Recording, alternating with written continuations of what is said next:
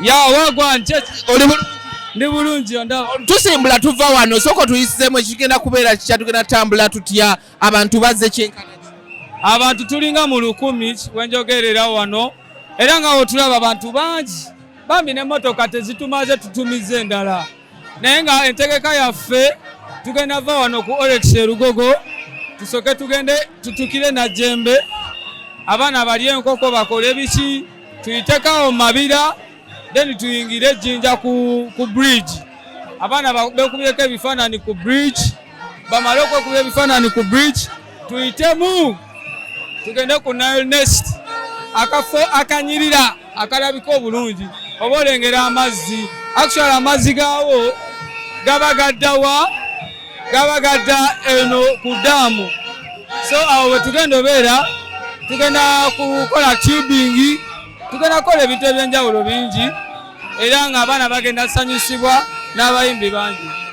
Dress code abaana bagirespectinze bagirepresentinze bulungi nnyo bambadde emijozi ne bambala sapatu ne bambala ne crocs okubona sente zibadde mmeka badde basasula $5,000 kino kiri part of tourism mu promoting nnyo to promoting a domestic tourism owa wano mu nsi yaffe nga tutandikidde wano mu Uganda. Olinako ba sponsors abamu nga ba tourism oba nga abakwasaganya bya tourism? Sina sponsor yenna gwe mbadde nakafuna ekintu kino nakigatta nange nze ng'omuntu nenkosa bungi ne social media yange nenfuna abantu bange naye sinafuna sponsor n'omu. Kuliko abayimbi? Tulinako omuyimbi Vailota, tulinako JPC, tulinako badansa. Kugamba it is a very organized event. Tujja kweyongeza nga tutambula nga tugenda nga tuli mu kkubo ojja kuba oyigongera otunyonyola ekyo kigenda kutambula kitya paka we tunaatuuka n'oku.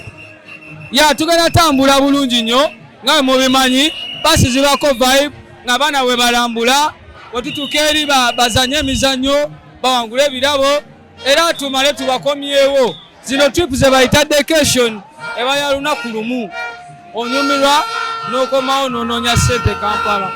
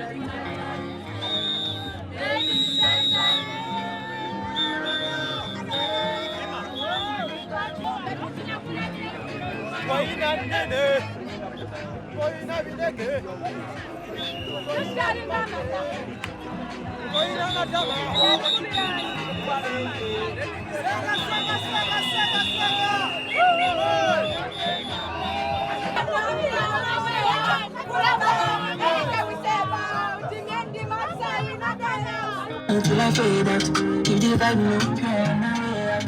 Nobody, anytime we stay out, keep making them outside, we know they us. You know they look for us, we know they us. Do this lead, when I we don't spray out. Nah, taking that I don't play out. Okay, see, I'm ahead of them, I show what you. I'm a fucking bad man, follow me. One man fit talk shit to me, you know me, you go like you.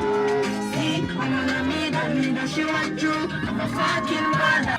Tuli kujaze Crocs sapatu yennyini Crocs nazo zino wano omujozi guguno wano Mr. Hagize Mutegesi teri agamba ndi bulungi nga bondaba vibe high ndi waggulu nga wekiwulira okitegeera nesimbula kiki osuubira ku trip usuubira okunyumirwa paka kuwulira bubi nsuubirayo okunyumirwa paka kuwulira bubi wano ku mutima kuwulira bubi olina kulambula nsi nsi yange tugenda Jinja ngenda kulambula nsi yange Uganda the part of Africa oba nfuna bagambye Crocs yamane Crocs Crocs zino ziraba Crocs z'amaanyi zino okitegeera omujozi AC Milan eri mu kifo kya kusatu okitegeera yesebo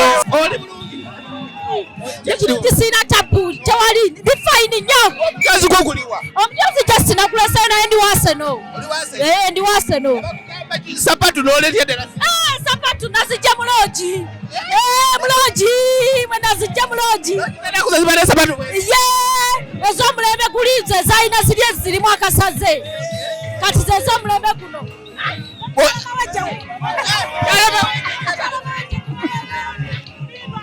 olunaku mulindo ddaka kuwulira bubi talina kyogambayo kyosuubira ku lugendo luno weba vibe nafunye dda ate kasita ninnya muno teri agambayo kikyogambayo Manchester City nze ndi wonna ndowooza ondaba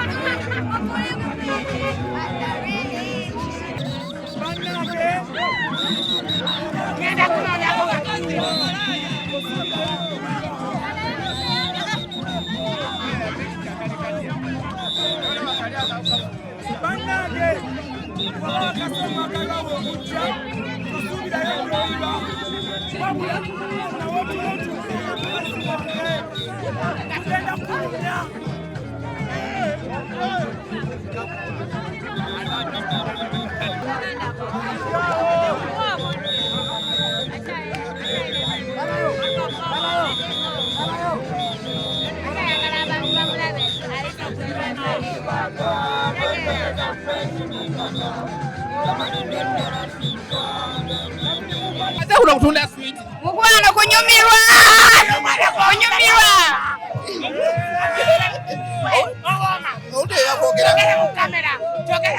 Mpoma. Wase kuno kuomba. Kuna kunyumirwa.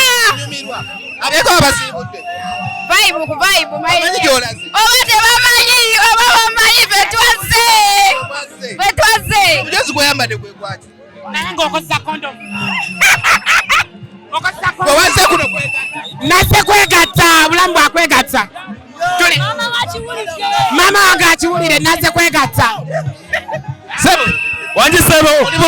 Ni bulungi. Omujezi. Kasani na kuloko n'omukyala. Nase n'omukyala. Omukyala ngani amubba. Tuli bafumbo. Twasuze twegatta okugenda okujja wano. Ndi bulungi sebo. Kicho osubira ku trip.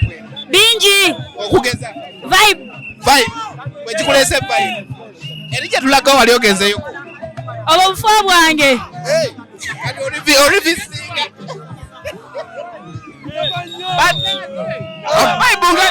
Vibe ziri waggulu. Omuziki kweguli. Aya basi. Ndiza. Oyina kyogerawo. Vibe ku vibe twagenze dda.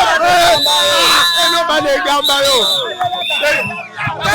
Bafune akakazi. Bali waze kula. Ana akakazi nkagala. Wajja waze nakako. Akakati gwolooze ne buli omu yaze n'akake.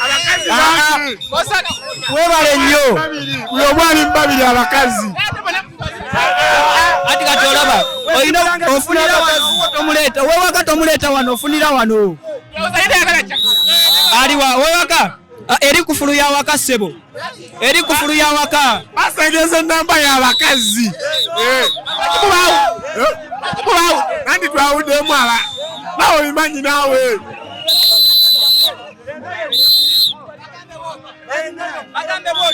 Teri agambayo. Omukazi kufulu ya waka bano betujja nabo just kulya mu bulyo kitegedde. Teri agambayo.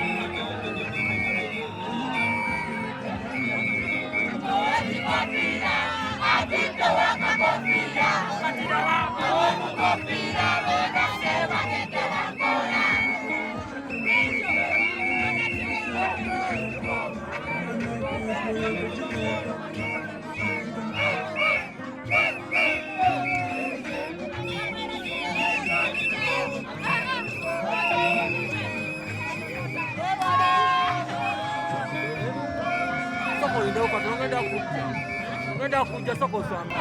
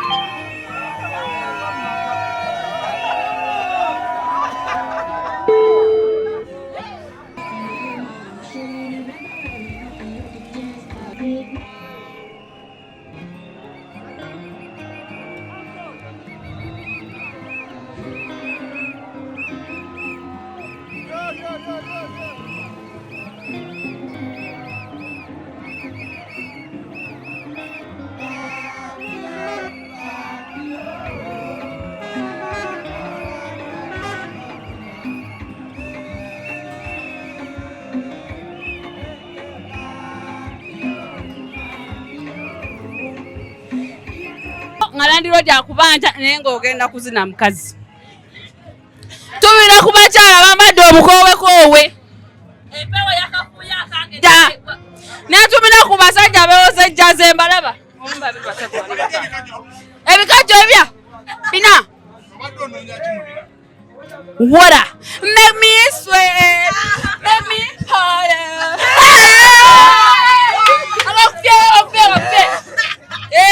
Tutuuka munonye. Bakyekoze toli muzadde. Naze nina mama wange ne kitange naye zaasooka. Abaana Nina kawere. Omwana mulese mu ddwaliro.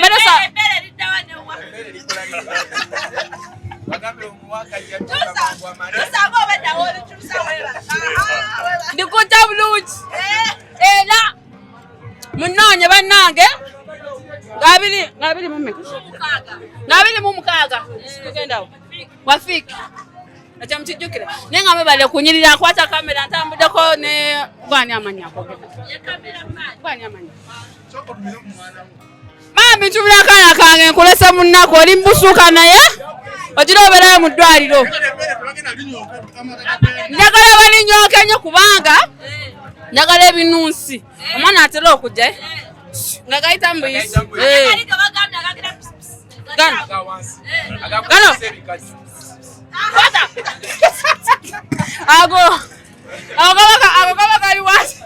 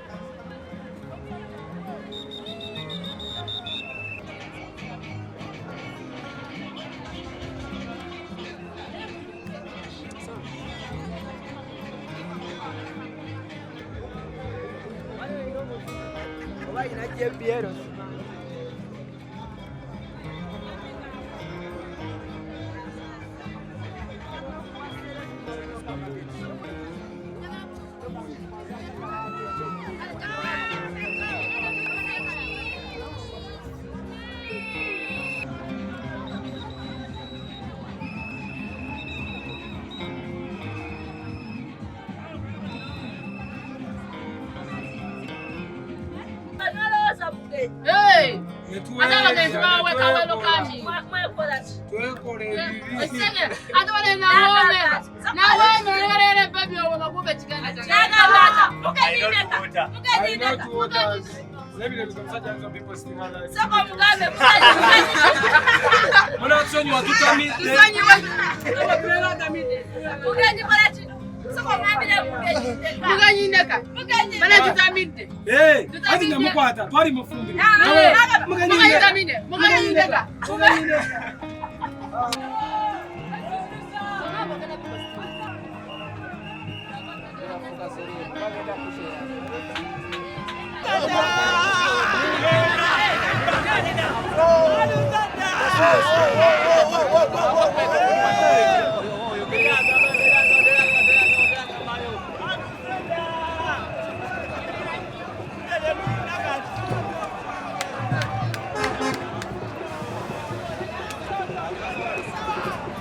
oyogera nga talina maanyi. Wayo. Baba.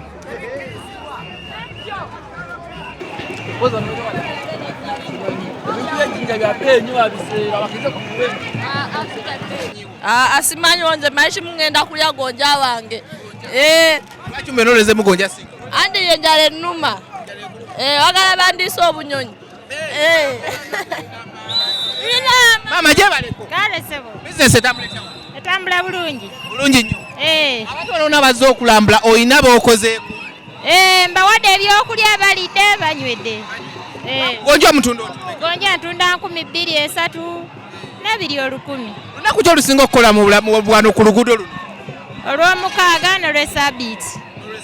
Kunywa bitambula bitya wano? Bitambula bulungi. Wano tuli ludda wa? Najjembe mu mabira. Najjembe mu mabira.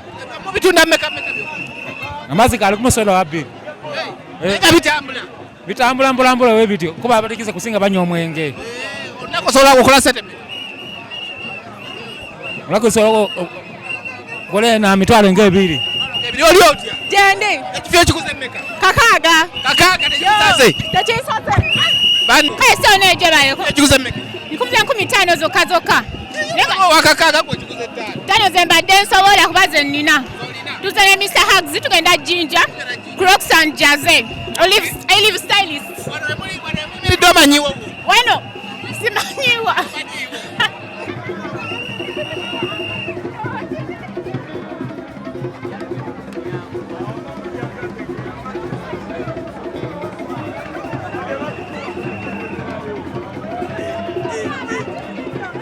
Sorry.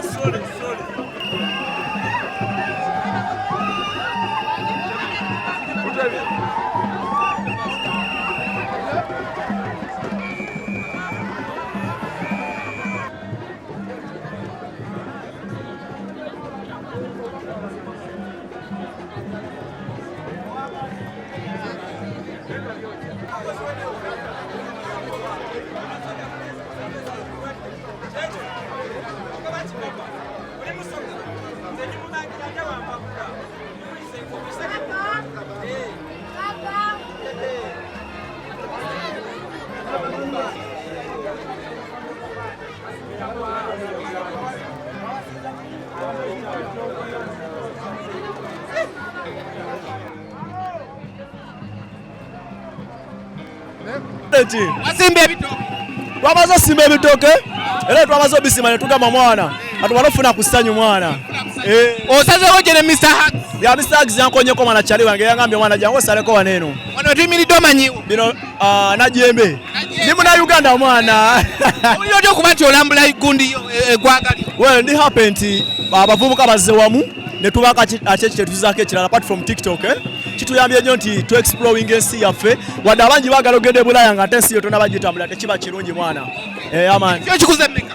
Ekifo bakingulidde mwana fani avudde eri n'akingulira nanga mwana saga bakuwe enkoko. Oli otya? Jeni oli otya? Ndi fine. Engatto ate zibadde ki? Engatto zo vibe yansuseko n'enzijamu. Wano we tuli omanyiwo tuyimiridde? Tulina mawujjo. Tulina Najjembe. Mwayiseeko dda? Da. Tetukyategeera. Tolina kyolya? Enkoko zizi tugenda kulya, tugenda ebifirabwa. Sente tulina tugenda kulya ebifi. Ami bakoze dda? Nedda saakoze kati mumbagire nabe ekidako. Bizinesi ekyaganye?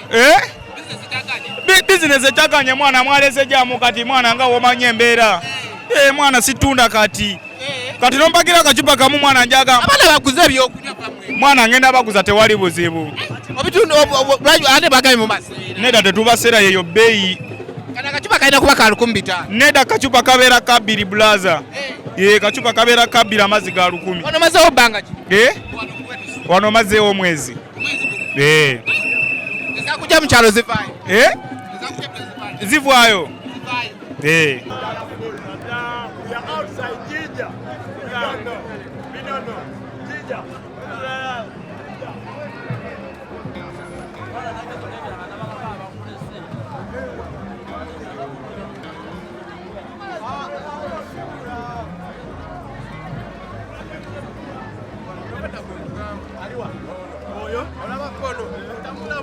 Simulaba. Tomala Maria tuweleze ku sente pasete. Buli kye balaba baagala kulya. Owasitegeera akakama.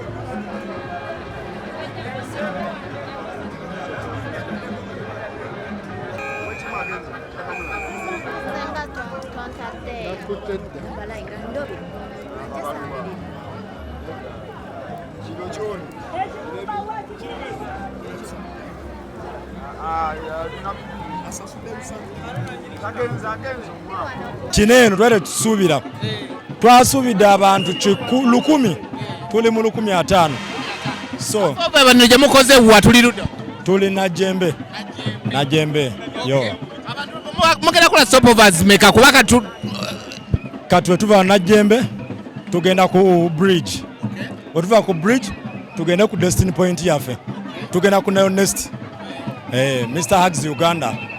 Eno trip mwagisuubira nti eneefaanana bweti abantu church tuufu tulina abantu bo batutegeera so lwakuba tekisusse kwa twategekera abantu twakubisa tiketi 1,000 ne tutunze tiketi almost 2,000 so abantu batulaze omukwano era twagala tutegeka festival before this year tugenda teeka festival nga Mr. Hugs Company Tour and Travel tugenda tegeka festival era abantu bakirinde Sebo baba omukofi baba teri obudde bwebwo tebabudde teyagambayo manager kasita kibamu ekintu basina kyenzirama tolina kyolya tulina jemba abantu bemidde okulya tolina kyolya siyinza kulya nga bakama bange tebannalya osazewo ekulume ekennume bafiiririra olya ebisikirize salamu aleikum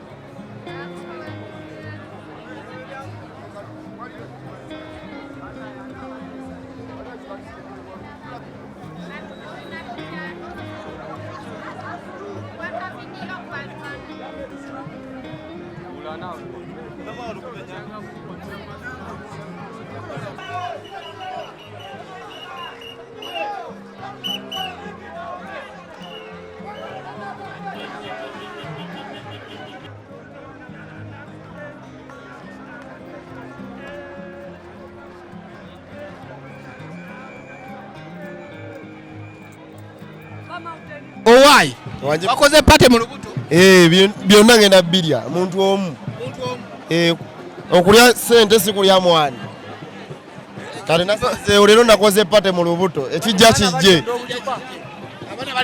bagikoleza abwe nange owange teyankolerera ani muzeekolerera bano bonna nze mbagulidde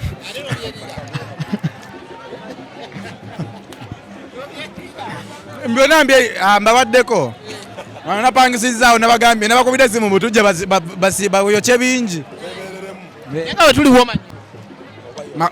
managonjolo namawojjolo sorry abatuuze bagambe tulina jembe najjembe sisobola vaako nawe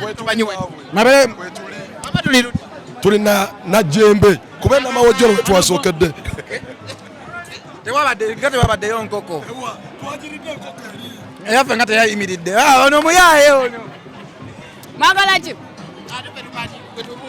bannange nebaza Museveni yebalekola kano katale atutumye nnyo kati atugenda kulya nkoko laba ne badde bagitusedde kakaaga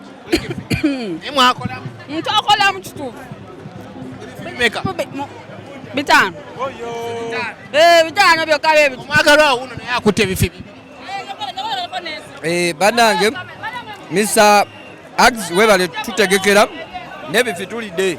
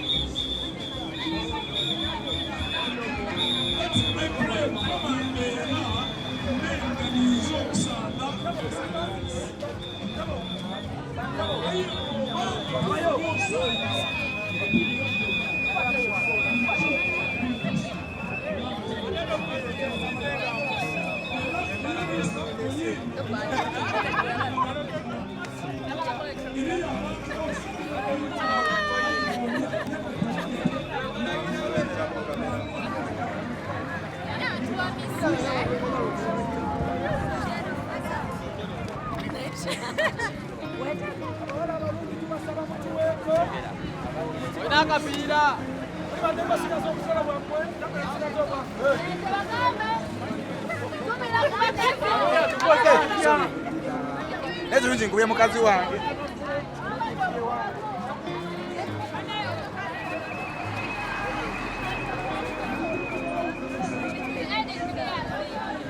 Lavu enyuma nga wazze ne mukyala wo.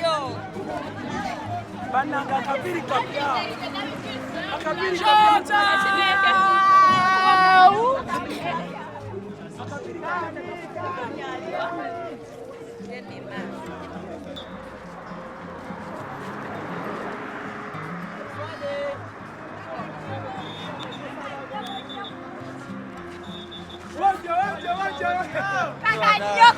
Prince kaka. Wewe kwenda. Baukanya. Ani alinja ukanya ne mjana wake. Inzenze kambe wange. Chechitonde ku nseti nyini achoka. Ne wenda bapono sima. Baby nkwagala. Tafika bikolani.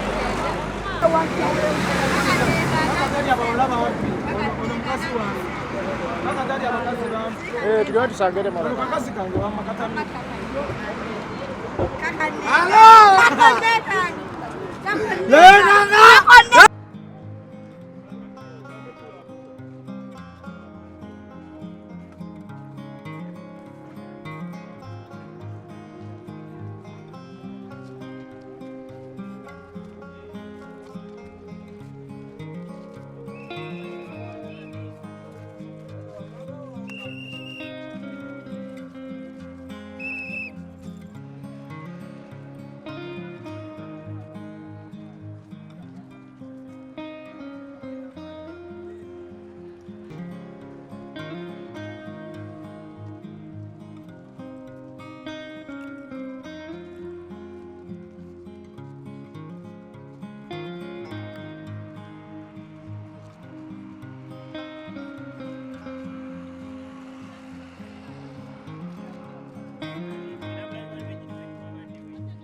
Mwagenze mukyalo bagenda video nate muri out.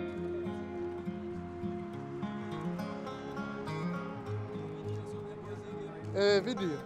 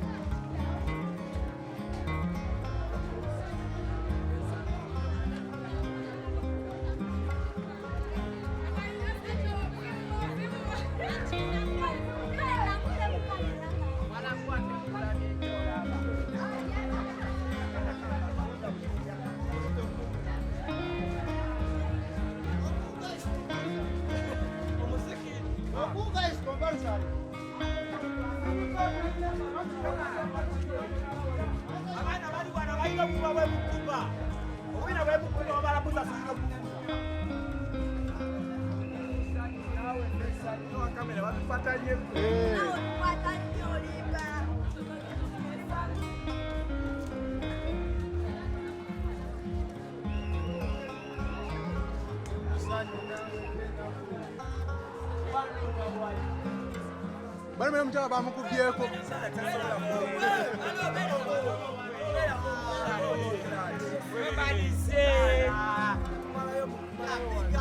Baka kuulira bubi waliwona wona.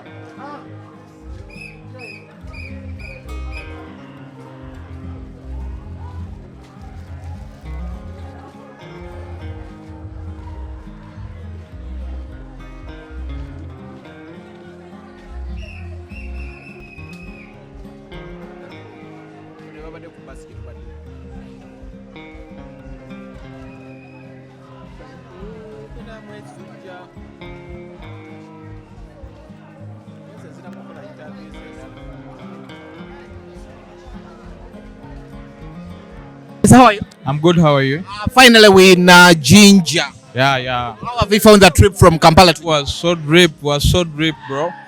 Yeah, thanks to Mr. Hugs. Yeah, the trip was really nice. Okay, what was the most catching moments when we coming along the way? The drivers were driving so fast, but the thing was fun. Yeah. Some chicken at Namaujo. The chicken was great. Just know, yeah. What's up? Coco, what's up? You good? All right. Sharp. That's an old. It's the most old. Yeah, retro is the way. What's up? Oh, good. What's been the journey? Amazing, fantastic, yeah. What was the most catching moment? I was standing up like crazy, so man, it's been fantastic, yeah, amazing. Okay, so now we're up for the music, the games, and which game do you play? I do play most of the games, yeah. Yeah, but I don't really know which games I'm gonna play, but I'm here to discover. You have to be the one who plays the badminton. No. You don't have badminton. I'm a soccer player. Have you ever played badminton? No, not yet. Really? Not yet. Are you a virgin? Of course, 100%. I'm good. You good? Yeah, I'm good. I'm okay. You're good? Yeah. How has been the road? Just no. So massive. Sina na bya kwogera. Kuba buli kimu kisufu kyenyinza okugamba. Mr. Hanks. What was the most catching moment for you? How? Kugambye. Sina na ngeri. Omukubanga tulina na ngeri ya kunyonyola kintu. Kati yenze nno. This is just. Oh yeah, of course. Wakanam. Anime. Yeah. Ngezaako bro. Yeah. Okay. What's up? Nah, cool bro. You good? Yeah, I'm good. Where's your girlfriend? No. I just came alone to enjoy. Yeah, I want to be free, like. Yeah, with a good vibe. Yeah. Okay, we had a long way from Kampala to here. Kampala. How was the trip? The trip has been so cool. Just now I've enjoyed. I've been having a good vibe like I've never like experienced before. Yeah. What was the most catching moment for you? Catching moment. Like I never expected even the number to be like so much, like so high to be like this. But the Mr. Hugs like has done it. Hey, what's up, boss? What's up? As you see. I'm seeing you full of chicken. As you see me. How was the road trip? Oh wow! It was so amazing. Yeah. Big up to Mr. Hanks. Yeah, that guy is really so amazing. Yeah. Tujja bidamu and even nera nebwagamba wa. We can even spare time for him. I know. I'm good. How has been the trip from Kampala to Jinja? It's very nice. What did you enjoy most? Everything, but everything was fun. Okay. Yeah, I'm posting a Gweto mining up, but everything is nice and fun. Yeah, for the trips I've been to Jinja, like trip, I was so free and madam sanyuf. Over it's because we are at the same age mates. I don't know, but. Okay. For you, a Ugandan supporter, everyone is putting on from other whatever for you putting on Vipers. Yes, I support Vipers because it's even my home. I say in Chitende. I have no idea of supporting us in Ngasiba mine. So I'm supporting my mother and home. Kaoto, St. Mary's Chitende. So I'm okay, bro. How are you? You good? Nayenga masanyu. T-shirt, Crocs ne jersey. Abana bategedde theme. Twabadde tujjanga bagamba tajja kusobola naye balaze kwe tuvira wano agenda bavuga Range Rover naawe masanyu omwana nyinyi wese zimuvugisa Range Rover nkoti ezaffe zigwereddeyo mu kkubo twalaba essaawa ze tutuuse yatugambye regardless the time we reach masanyu abayimbi kulya kunywa ku swimming boat cruise amazzi tugagendako kiro omalaze wano kati buli omu tiimu gyawagira mukama wange batugambye jaze gwe kasawalumbye ekibuga n'osanga ka Man U ka Arsenal oyambala naye ebyo bwawo gye wagirwa sio kasoko naye ng'omugambo gubadde mu bus Arsenal gwa Man U babulye ku kiboze kibadde mu bus gy'obadde bus ebadde masanyu kati nganze influencer life ebadde ya masanyu okwassociatingako n'abantu abalala Arsenal badde bagamba Arsenal nga bagamba be bakubye ate nga abamani bakubye naye nga Arsenal yakubye 5 wedali empulira gwe ku Crocs kwokubeko mukama wange dress code yo etalina weather manyanga dress code talina smartness has no weather swati ino okunyuma mama ino agiswago mulesi mamito mulesi achaina byakwasaganya nga omanyi nze masanyu mamito eri ali mu business business center zitubuuba zibabuuba kogwe koyononeka ezimu yazzeewo naye nga nkutumiddeko mamito nkwagala nnyo mukwano. Fine, how are you? You good? Yeah. How has been the journey? The journey was so massive. It was so wonderful.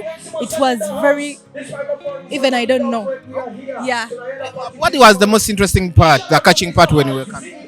Like the stopovers, yeah, and the shopping. It was so fun. How come for you not putting on a jacket? I just I don't want. Yeah. Are you the Crocs? Yeah, the Crocs I have. They're so nice. And everyone was looking at your behinds. What's up? Yeah, it's shakes. Yeah, Mariam Booty. Yeah. Which bus were you? Like a blue one. Yeah. What was the jazz in the bus? It was so massive. Like the upside, yeah. Okay. Yeah. Thank you. Welcome.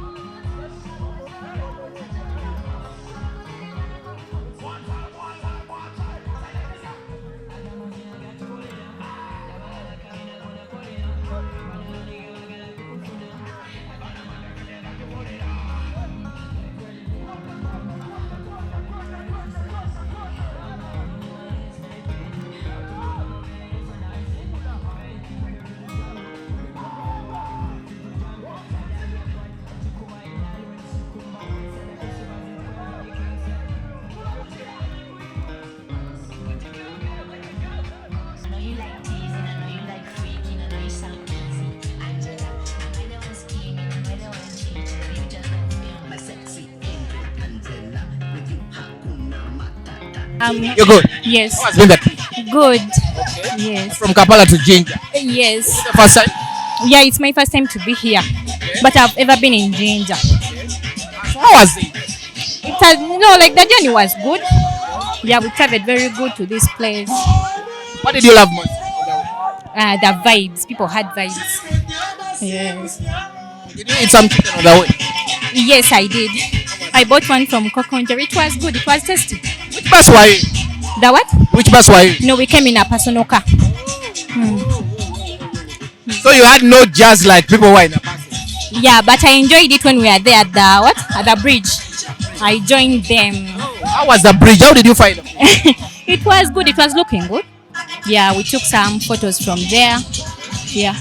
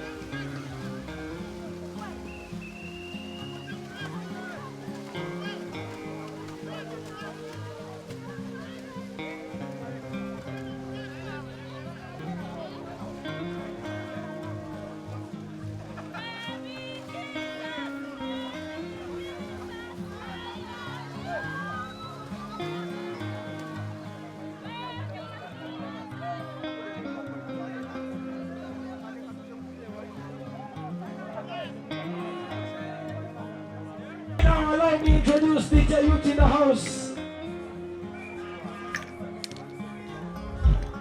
Yaman. Muna tusonyi watwira byetutereza mulenga abasajja bali ready ngoyina omutubaze naye muli badde bwefuna akasaka ekabamira